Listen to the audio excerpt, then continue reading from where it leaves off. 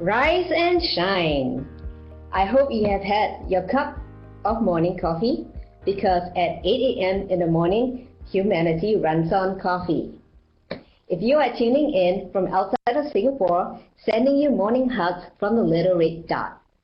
Congratulations on making it to the final day of the ABPN virtual conference. The theme today is a personal favorite of mine, impact investing. The future of impact and sustainable investing certainly looks bright. With the global momentum accelerating, creating value ceases to remain the exclusive domain for shareholders, but extends to all stakeholders. In a post-COVID-19 world, it will increasingly be the only way forward. My dear audience, that is the silver lining of the crisis. I am Dorothy Cheng, your very friendly ABPN host for this session, and as I like to claim, the best looking one on the ABPN team. Kevin Teo might dispute that, but I do have more hair. ABPN is the largest network for philanthropists and social investors in Asia. Our mission is to move capital towards impact to build a better world for you, me, and our future generation. We continue to share exciting daily highlights on social media.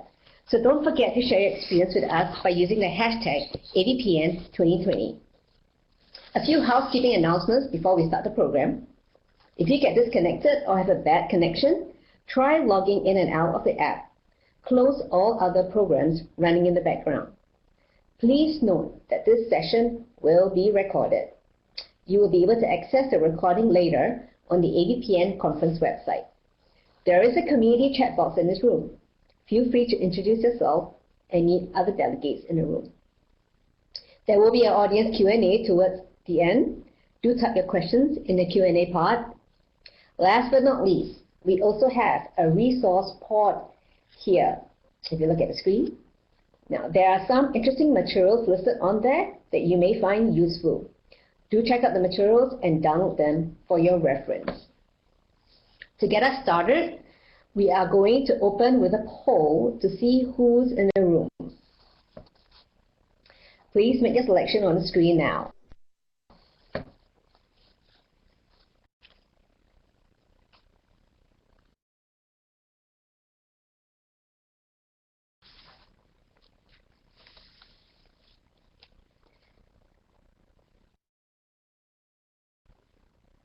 We are going to close the poll in 3 seconds.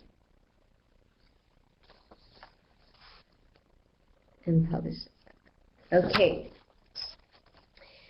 Well, there is a good diversity of people in the room this morning. I will now introduce you to our lovely moderator. Amit Bouri is the CEO of GIIN, the Global Impact Investing Network. Amit once said, "It's really important to think about the impact your assets are having. And they're all having an impact, whether you like it or not." Over to you, Amit.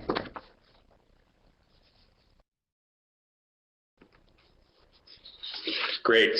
Thank you so much, Dorothy. And hello. It is so good to be with you virtually at this year's ABPN conference. I love attending this conference because it brings together so many leaders who are focused on leveraging the power of finance to create change. But this year's virtual format highlights the way that our world is changing around us. I'd like to briefly discuss the urgent concerns of the moment. Then, as we think about our future, I'll describe headline findings from the Global Impact Investing Network's 10th Annual Impact Investor Survey, which I'm thrilled to be sharing publicly for the first time with all of you. Like many of you, I've spent the past few weeks following the protests in the United States and around the world. I'm deeply troubled by the persistent discrimination that has sparked this outcry. And of course, amidst this moment of racial reckoning, the coronavirus pandemic continues. And like many of you, I'm contemplating how we can build back toward a more resilient future. Today, I am more convinced than ever that impact and sustainable investors can lead the way to our next normal. A new status quo that thinks about investment capital in an entirely new way, in a way that honors the role of all stakeholders, from workers to the planet itself. Even in this era of widespread civil unrest and global pandemic, other existential crises still loom. The climate crisis is growing continually more dire. The global inequality crisis is threatening lives in other ways. This year's 5th anniversary of the United Nations Sustainable Development Goals and the Paris Climate Accords is marked by insufficient progress. Meanwhile, we face a crisis of distrust in business and government, some of the very leaders we need to guide us toward progress. But if this crisis exacerbates our most troubling trends, I am convinced that it can also amplify our most encouraging trends. The impact investing community is ready to forge the path to our next normal. But to do that, we need to understand where we are right now.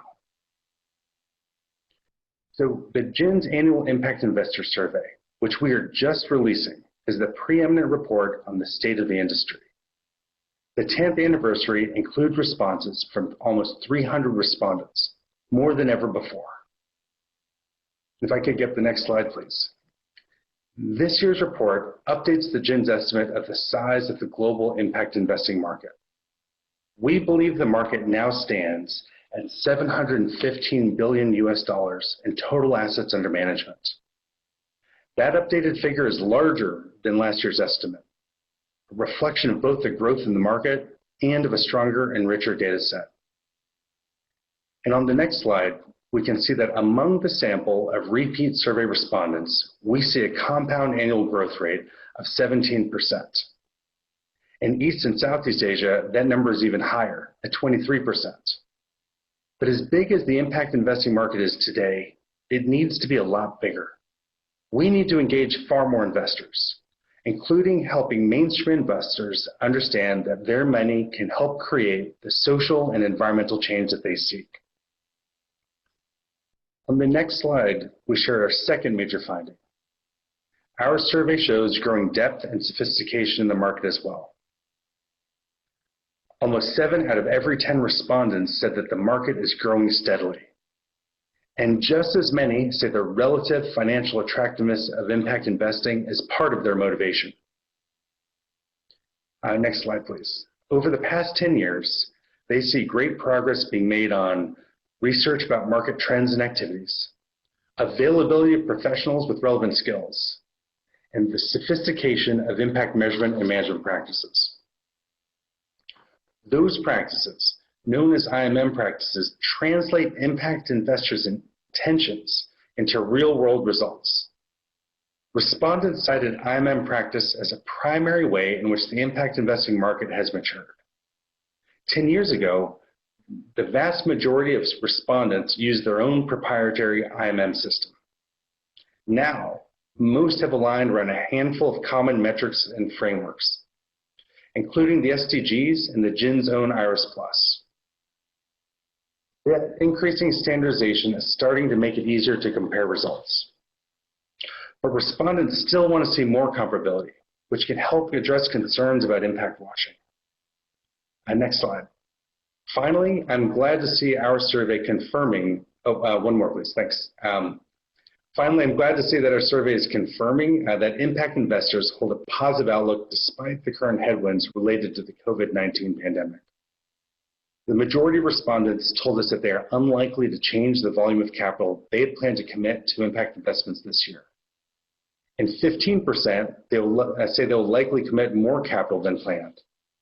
And slightly more say they plan to expect to decrease the amount of capital, which is effectively nets out. Clearly, impact investors are a committed group, but we're not just building an impact investing market. We're building a movement with impact investors standing shoulder to shoulder with venture philanthropists, with investors focused on ESG, with thematic investors, with sustainable investors of all types. Together, we can shape the next normal. To do that, we need billions of people to think and act differently. If we want systemic change, we need everyone on board. We've made a lot of progress, but it's impossible to overstate the urgency of what we face. We need to keep educating, recruiting, and most of all, building the power and reach of this movement. I'm convinced that we can move toward the more inclusive, more sustainable, more just future that we seek. That we can live tomorrow and the next normal that we are envisioning today. And so to talk about how we get there, I'm excited to hear from our panel. And I'm honored to introduce our first speaker, Wendy Cromwell from Wellington. Wendy, over to you.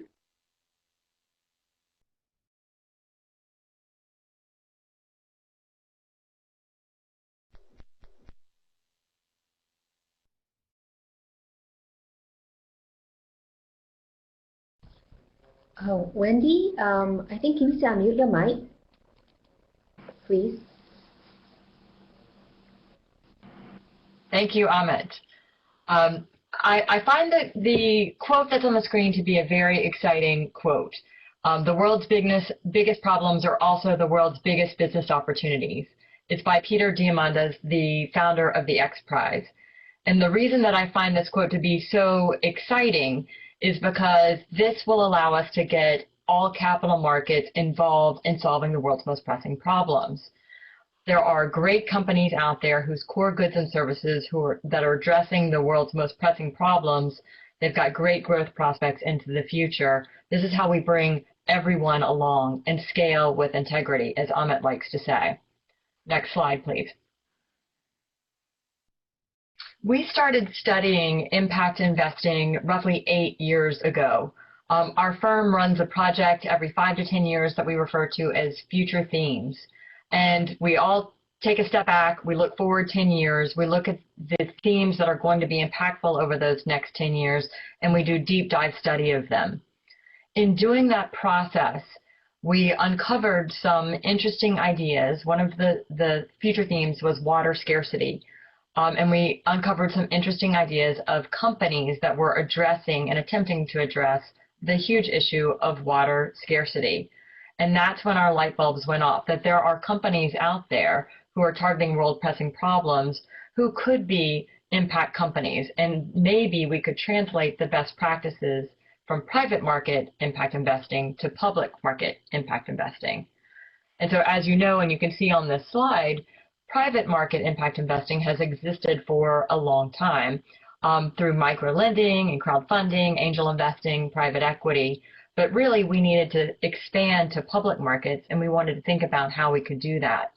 The main drivers of wanting to expand to public markets was democratization of access to impact investing, so people like you and me can get involved in impact investing, even if we don't have the capital to get involved in private impact investing, and so that we could scale the whole effort and get trillions of dollars rather than just billions of dollars working against these needs. So we spent a year interviewing academics, interviewing private market impact practitioners to really understand those best practices and see what we could bring over to the public markets. We then went through the process of identifying impact themes. Next slide, please. This was back in 2014. So it predated the SDGs. Of course, it would have been a lot easier if the SDGs had existed.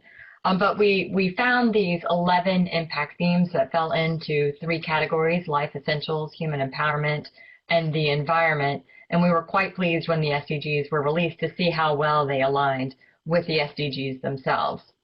We then went about looking for securities in both equity and fixed income markets who have core goods and services targeting one of these themes, where it was a material part of their business and where we could measure their progress and their impact over time. And we found some really interesting companies. I like to give examples because I think it brings things to life. So for example, within the environment theme bucket, you'll see something called resource efficiency. And as I mentioned, we were really drawn into this impact orientation through our work on water scarcity, which continues to be a problem and one that will accelerate. What we found in doing that research is that a lot of water is lost in the transport of water. It can be upwards of 70% in some emerging markets. And we located companies that have technology that help you to identify breaks in the system all along the points of connectivity in the system so that you can more accurately repair those breaks in the system and improve the efficiency of water transport. So you're not creating more water, you're just losing less in the transportation process, which we believe is an impactful way to start to target this issue of water scarcity resource efficiency. A second example would be really appropriate today in considering the pandemic.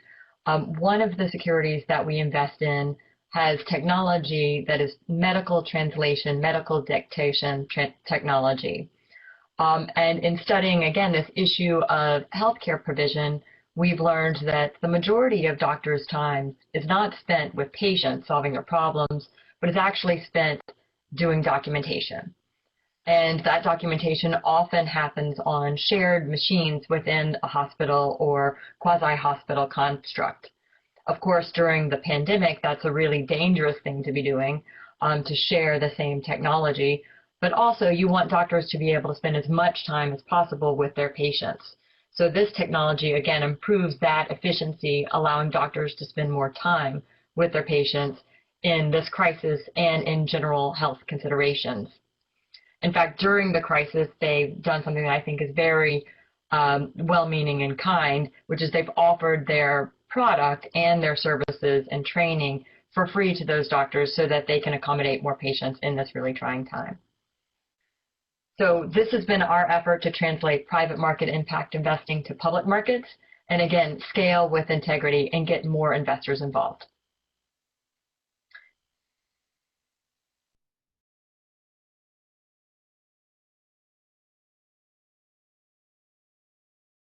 Wendy? Yes?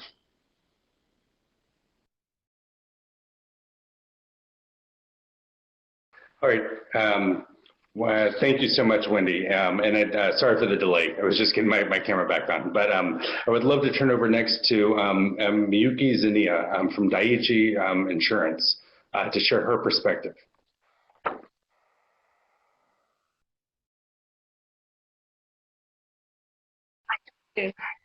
Hello, everyone. Thank you so much for inviting me today. I'm very excited to join this virtual conference with you. I'm head of sustainable finance at Dai-ichi Life, whose total asset is about 36 trillion yen.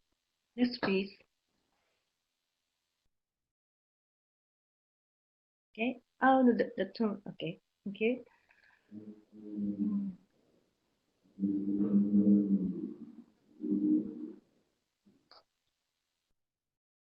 Yes. As an insurance company, we have been a mid to long-term institutional investor for a long time. We have a history of supporting recovery after World War II by financing infrastructure and many companies to revitalize Japanese economy. So it is quite natural to do ESG investing. Recently, we have actually doing ESG investment through bonds or project finance or impact investment. At the same time, after we agreed Japan Stewardship Code in 2014, we have done a lot of engagement with invested companies as a major shareholder in Japan. Next, please. Okay, thank you. In this slide, I would like to introduce two examples which we have done responding to for COVID-19 pandemic. As an insurance company, we believe it is very essential to support human life and healthcare sector. We have invested health bond by ADB about 150 million in Australian dollar in April. And also we have invested sustainable development bond by IBRD about 130 million in Canadian dollar in May. Next, please. Okay. Here, I would like to show the recent movements related to ESG investment or impact investment in Japan.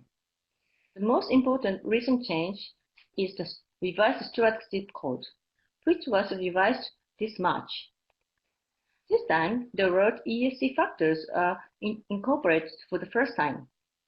And we have to make dialogue with the companies about the strategy with ESG materiality. Also, MOE, Ministry of Environment, and METI, Ministry of Economy, trade, and industry have set a task force meeting to enhance US investment in Japan. And from next week, FSA, Financial Service Agency, will start study group on impact investment with collaboration with Global Steering Group for Impact Investment in Japan.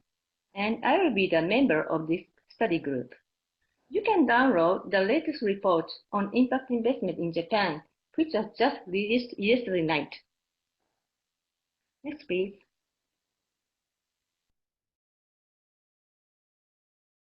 Yes, this slide shows what we have invested by SDGs bonds so far.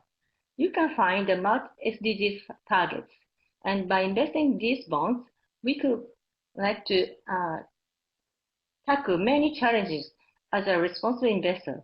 Also, as a Japanese company, you can see we have done lots of investing in Asian region.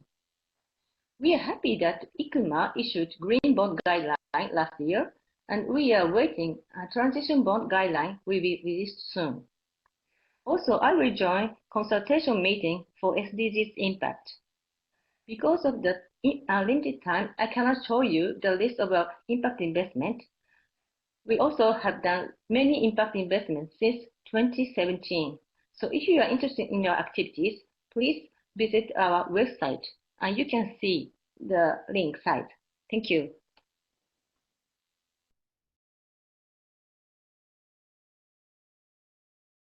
Well, great. Thank you so much, Zania-san. And next we will hear from Robin Hu from Temasek. Robin, over to you.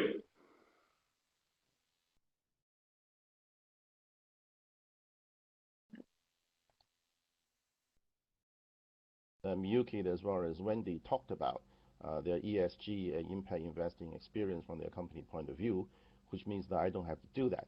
What I would want to talk about, for a couple of minutes, I do want to leave more time for questions and answers, is what is Temasek doing in the wave of COVID-19. Now, as we all know, Temasek is an international, a global, intergenerational investor, but we're also a responsible steward. And as a result of COVID-19, there has been a thunderbolt or a massive awakening for the corporate world as well as the investment world that, guess what, there is no like what we have in what we're used to. We are disconnected from the customers the way that we've never been in the past before. And therefore that it is time for us to perform our duty as a responsible steward and a member of the community. Temasek sets aside a portion of our excess profit into a trust, which is then put into a foundation. And the foundation has a number of pillars, one of which is strengthening social resilience. It is in this area of social resilience that Temasek is putting some of our money in the foundation to do good at a time such as COVID. During the early days of the pandemic curve of COVID-19, Temasek did a number of things. We began an educational program to inform our citizens and residents in Singapore on the importance of washing your hands, the need of the use of sanitizers, which many people are not very familiar with, the importance of wearing a mask, and personal hygiene, and things to that effect. And since then, we have also introduced a program called Bring Your Own Bottle, and we make available sanitizers, which was during the early days of the pandemic curve, was very short in supply, and we secure our supply internationally and produced and diluted and titrated the appropriate amount in a safe way of sanitizers and made them available for every household in Singapore. And we set up booths and stations across Singapore in the RCCCs as well as shopping centers, so that members of the public could come and collect a bottle of the sanitizers so that the personal hygiene and protection of the home can be had. And since then, we have shifted our focus into other areas as well. Three particular areas we're now focusing on, one of which will be vulnerable communities in our midst. For example, the elderly. Many of our elderly live in single-room homes, and many of them live in elderly care and elderly residences as well. And they are a vulnerable group of people, and we are now also developing programs and care packs and so on to target this group of communities in our midst.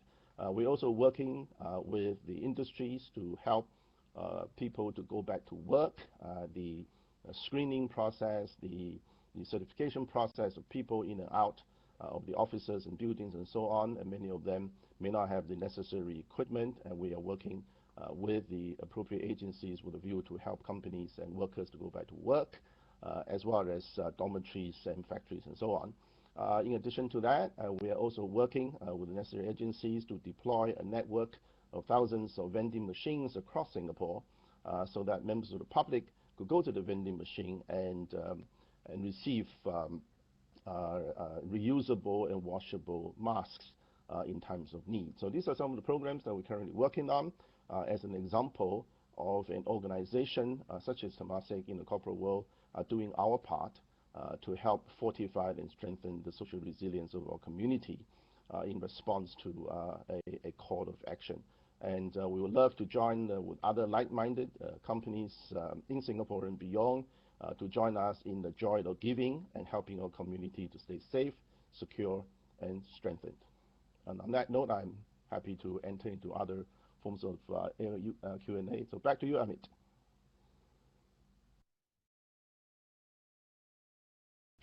Well, great. Thank you so much, everyone. And Robin, thank you for that perspective on just how you're taking on the crisis and then what you're doing to help protect the community where you're based. As you bring on the other panelists, I want to at least kick off for you. If you could talk a little bit about how impact investing sustainability has evolved at Temasek. And then I'll bring in a couple other questions for other panelists and open up to the audience. But first with you, Robin. Could you talk a little bit about the journey that Temasek has been on? I think the Temasek journey has started off maybe more than 10 years ago. We were intuitively a impact investing a company because sustainability is in the core of everything that we do, and we exist for only one purpose, and that is to accumulate wealth for future generations.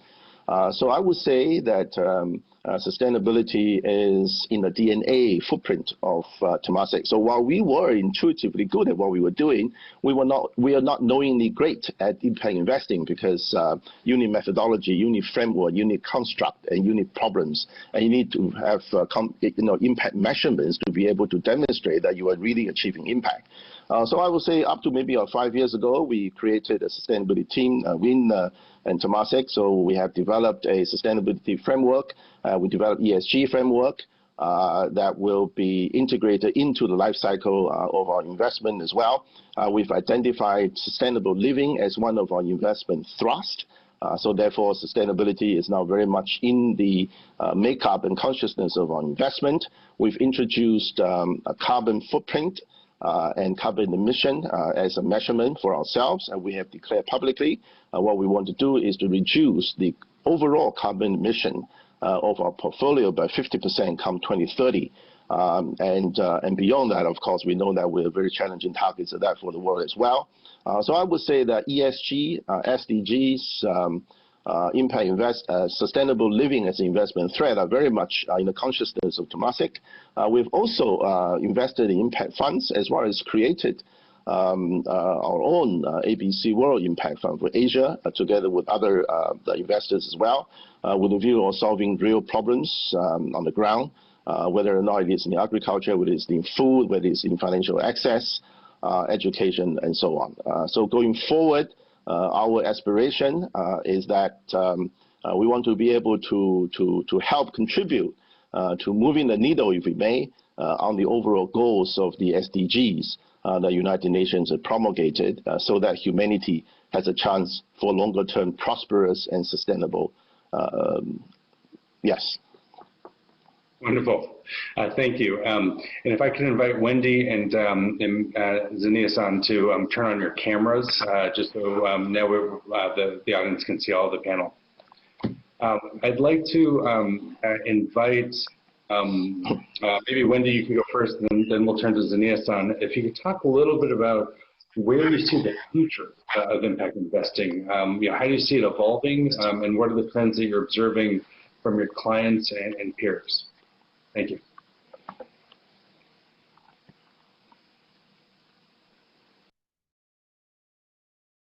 Wendy, we can't hear you. I don't know if you're muted.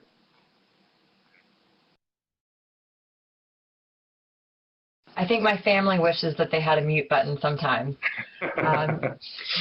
So I was just mentioning that I'm a big fan of private impact investing because of the deep impact that it can have. But I also think that the future of impact investing is activating your whole portfolio and really getting your public securities working just as hard as your private securities and investments are working. So looking to equities and also to fixed income securities to really accelerate their impact as well. As I mentioned before, and I was actually typing an answer to one of the questions that came up on the screen, the way that we identify impact companies for inclusion in our investable impact universe is that the majority of their business activity has to be targeting one of these pressing problems that we identified, either through the SDGs or through those impact themes. So in the case of a company that has revenues, it would be more than 50% of their revenues needs to be directed in towards that theme. And when we actually look at our own portfolios and we audit our own portfolios, we see that it's more like 90% of their business activity is targeting one of these themes. And so you really do see that their core goods and services are targeting a problem. So this differs a little bit, I think, from what we would consider to be ESG investing. And I like to, again, provide this example. You may think Diageo, which is the alcohol company, has really good ESG practices. Their business practices are top-notch in terms of environmental, social, and governance practices. But their core goods and services aren't really targeting the world's pressing problems. So they don't enter our impact universe. That doesn't mean they're a bad company. They're just not an impact company in our terminology. So I feel like that's kind of the future, is to access more of the capital markets through this mechanism for impact. Great, thank you so much. And Zania-san, if you could share your perspective, it was great to hear about the evolution of the investing program at Dai-ichi Life Insurance. Can you talk a little bit about where you see the things going in the future? Yes. At this moment, I'm not quite sure, but I believed, and talking with other colleagues in insurance investors in Japan, after COVID-19, they really realized how important to invest in impact investment. That's why that I tell you that FSA set up the study group for impact investing. And I just introduced what we have done for impact investment by Dai-ichi Life. We started impact investment from 2017, and mainly we invest in the venture companies in Japan. The reason why we're doing the direct investment in venture companies is that as the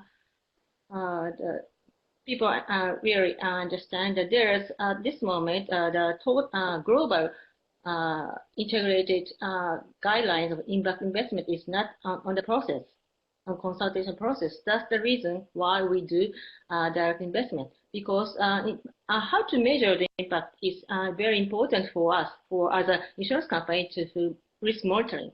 So that's why we do invest directly, and sometimes we deliver our colleagues to monitor the companies quarterly, how they do it. And maybe that's based on our knowledge, we can proceed impact investment for the future more, I think. No, great, thank you for that perspective. And I want to pick up on something you said about what you've observed with the impact of the COVID-19 pandemic on the view of other Japanese investors. And maybe Robin, if you could talk about that as well. How has the pandemic influenced your approach to impact investing and what you see or what you expect in the market? I don't think we are driven by any one particular theme or one particular event, although there is a monumental event. I think what is important is for us to realize that we are really trying to solve three problems here. Those are the existential threats to human race, and that is climate crisis, that is scarcity of resources, and that is social inequalities. Now, if humanity cannot solve those three problems, then sustainability is just a name and nothing else. So what do we do about it, right? I think, Amit, in your earlier presentation, you mentioned that right now it's about $715 billion, if I'm not wrong. If you want to solve that's right. the UN, all the UN SDGs goals and problems in some totality, then we're talking about $2.5 to $3 trillion every year in order to meet the targets that is 2030. So we are maybe about a quarter in the deployment of the impact investing to get this thing done. So therefore, what we have is, on the one hand, we have COVID, which is impeding our ability to deploy capital for investment for obvious reasons. On the other hand, that in order to save humanity, we have a situation where we are very much short of the capital that is needed. So therefore, in the middle, and that will be the challenges and the opportunities. And I think Wendy mentioned a famous quote earlier on in her introduction, and this is exactly where we are. But how are we going to be able to turn challenges and accidental threats, in this case, into opportunities? I would say impact investing is one of the number of enablers that we will need, an instrument that we can deploy to make that happen. So I would say that the areas that we deployed our capital for impact investing, let's try to solve three things, three problems: climate crisis, scarcity of resources, and social inequality and social injustice. If you're able to solve those three problems, and I think we're beginning to actually really make an impact. Great. No, thank you so much. Obviously, three critical issues, not easy problems to solve, but certainly focused on the big issues that we're facing today. And when you look, just coming here because there's a number of questions that are coming in fast and furious. It might be useful for us to address some of them, and some of them are actually addressed to me, some to Wendy, and others to Yumiki as well. So I would just say that in some of the questions that we mentioned about is specifically meant for me on the area of impact measurements, one, and number two, what is the amount of deployment or impact investing Temasek is doing this year, and number three, are we troubled by it? And so on and so forth. I would say that measurement is exceedingly important. There is no impact investing if there is no measurement. In fact, there is no impact investing if there is no well-defined set of problems for which your fund are designed to solve. So you can only know what problems that you are solving and whether or not you're making progress towards solving this problem if you have the ability to measure an outcome and impact. And that's why we must have impact measurements. Now, having said that, unlike financial accounting, for which there are universal standards, or pretty much universal standards, for which that we have professionals that deal with it, in the area of impact investing and impact accounting, there is no universal standard as yet. And we will get there one day, but we are not there yet. So therefore, that it is, there are many other options, there are many other standards organizations that are working on one form or another. That is important that we have the ability to absorb knowledge and then define what is really important to the organization that you belong to. If you're a custodian, owner of capital, what problem is trying to solve, identify those that you want to solve, identify the problems or outcome, define the measurement metrics that you must put in place and measure them judiciously, consistently, and systematically. That's the only way to go about doing it. And there's no universal standard that will make it easy. These are very, very tough things to do. Great, thank you, Robin. And that's music to my ears. Impact measurement management is a priority for the GIIN. And one of the things that we've actually worked on with AVPN and the AVPN community is actually on education about how to use IRIS Plus, which is a free online system. It's spelled IRIS with a plus sign. But it'll help you translate your impact intentions around the SDGs to the problems that you're trying to solve, as Robin articulated, and boil down the core metrics that you can use. I do have a number of questions coming in, and actually maybe I can pivot to one, and I'll do my best to pronounce the names right. But I believe from Vedant Moore, a question about how impact funds can avoid the trap of greenwashing. And we often think about this as GIIN. We often use the term impact washing, which is, of course, borrowed from the terminology of greenwashing. But we also talk a lot about safeguarding the integrity of the market, which is something that Wendy had mentioned in her opening remarks. Wendy or Zania-san, would you like to talk a little bit about how you make sure that the investments have good integrity and are not just labeling or PR or kind of nice words, but business as usual?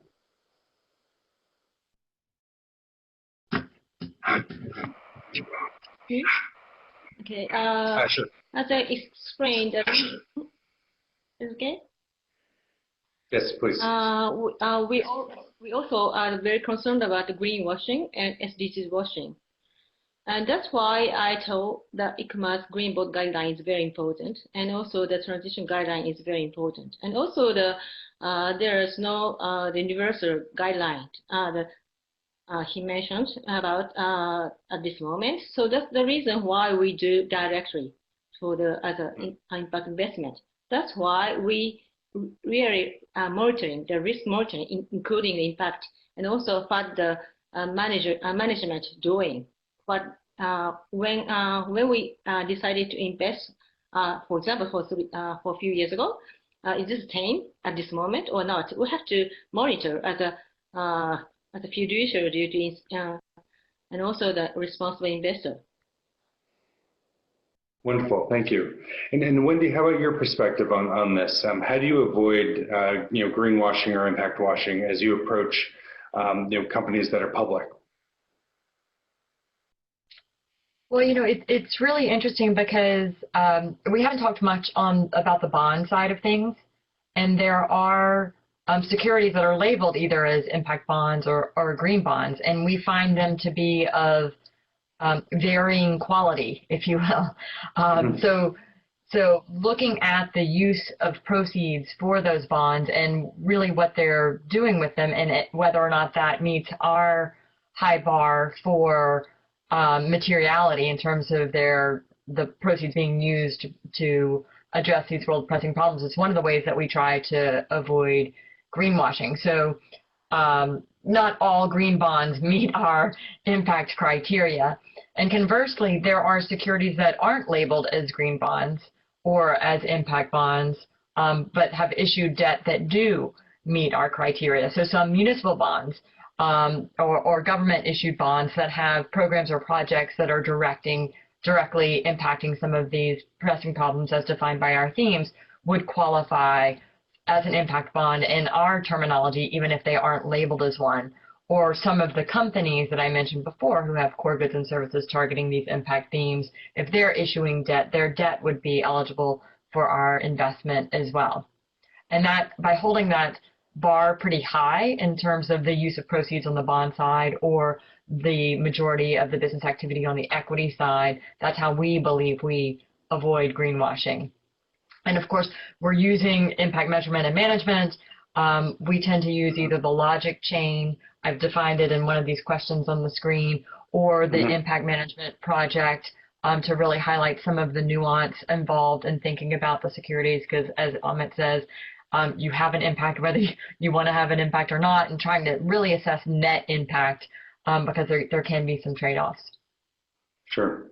No, thank you. And we have questions streaming in, and so please, audience members, please keep sending them in. We won't get to them all, but it's really great to have them, and some of the panelists are trying to respond to them while we're talking, and so don't be shy.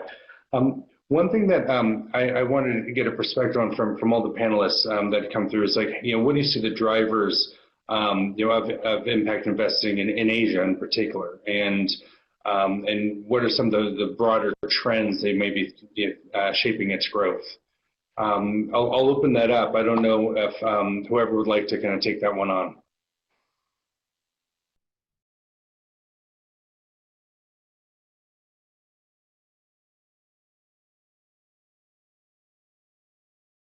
Can you hear me? Yes, now we can. Yeah, thanks. Okay, great.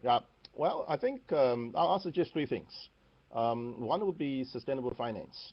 I think the challenge what we have is there are a great deal of needs and challenges out there.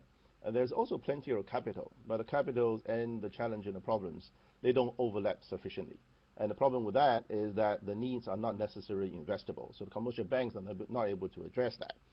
So what about, so we will need a combination of lost capital, first lost capital. We need people who are prepared to accept maybe concessionary returns. We need quite importantly multilateral developmental banks who understand the intricacies of political systems and challenges on the ground.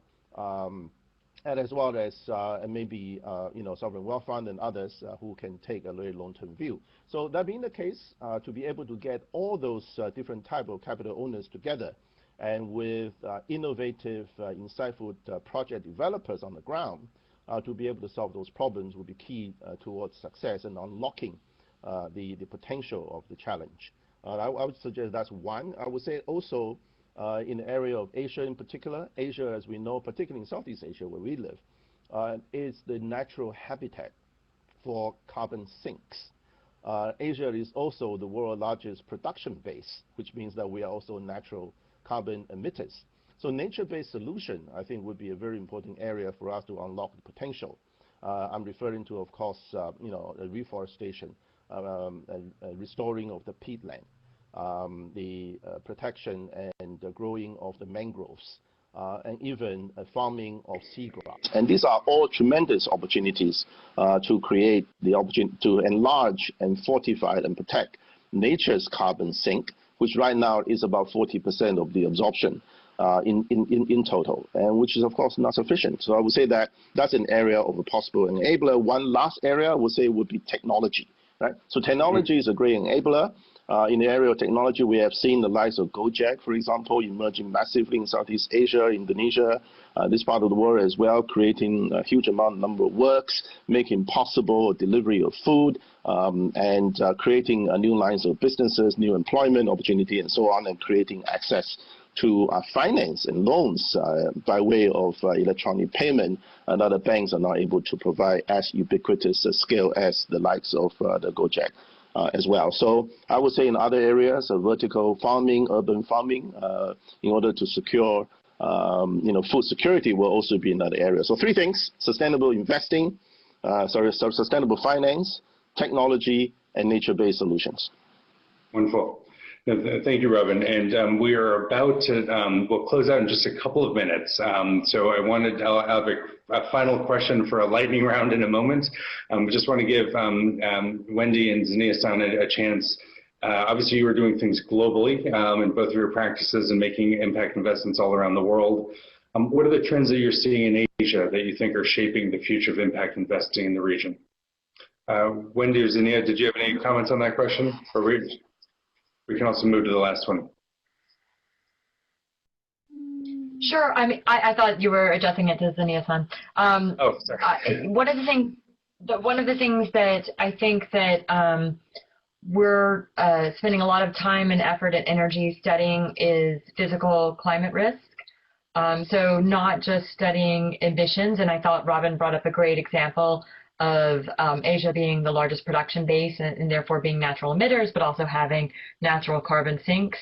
Another area of study in climate research is physical climate risk, which is just where you're going to see more heat, drought, wildfire, hurricanes, floods, access to water, and over what time frame. And as we've learned more and more about that, we've come to understand that no matter which emissions pathway we're on, there are these things called RCP scenarios, and whether we stop emitting everything today or we continue business as usual, the next 10 to 15 years are already predefined in terms of the impacts that we're going to see in physical climate risk. And so that motivated us, one, to raise awareness of those risks with the companies that we're investing in so that they can start to build resilience. But another thing is to start to look at adaptation solutions.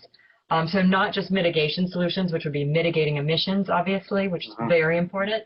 The next 10 to 15 years, we're going to have a need for adaptation solutions, which allow people to exist in conditions of changed physical climate.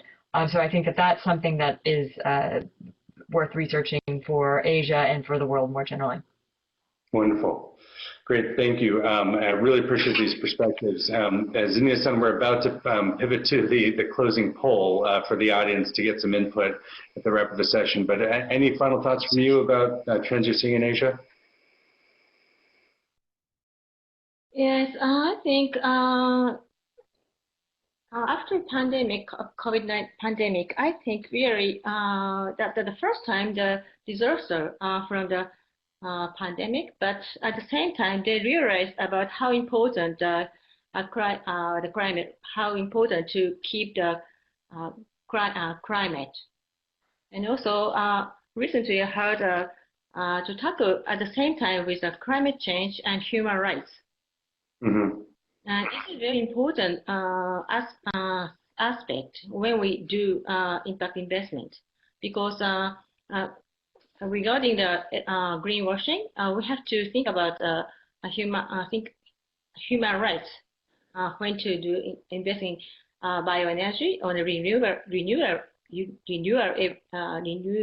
energy. But at the same time, if we can find a new opportunity, we can create new job. So we see a lot of the multi-site and not only the one site. So we like to look for many opportunities after the pandemic. And also from the investment side, this is I think it's a very good timing to invest for the future. If we are the long-term investor, so we can do it, and we like to proceed. Well, great, and that is such a great note to pause on before we close out the session. And I really appreciate that view towards kind of how do we shape the future, the overall, and how do we think about the long term, and what are the things we need to do now to set up the world for a more sustainable, more just, and more inclusive future. We're just going to take a couple of, get a little bit of input from the audience before we close out. And so the AVPN tech team will put up a couple of polls. I think the first one, I believe was, I think the first one will be, what are your barriers and challenges to impact investing? So the lack of credible impact deals, lack of knowledge and know-how, lack of good case studies, or other. So we'll just take a moment.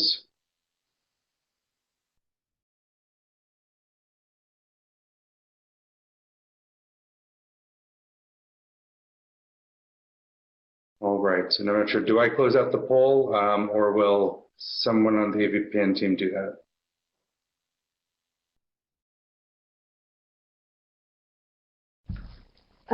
Yeah, we will close when there's, just give a few more seconds.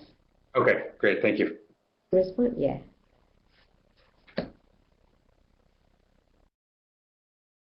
And of course, I think some of you are filling out the other ones. What 3 words come to mind when you hear the words impact investing? And also, what sector do you think will benefit the most post-COVID-19? Those 2 will be word clouds.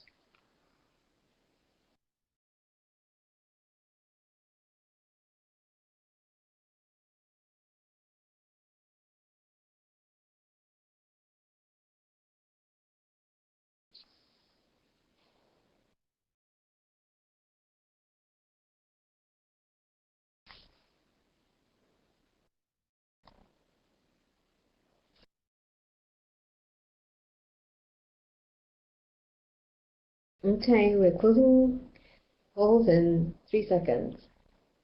Okay. Yeah, that's right. Down to the wire.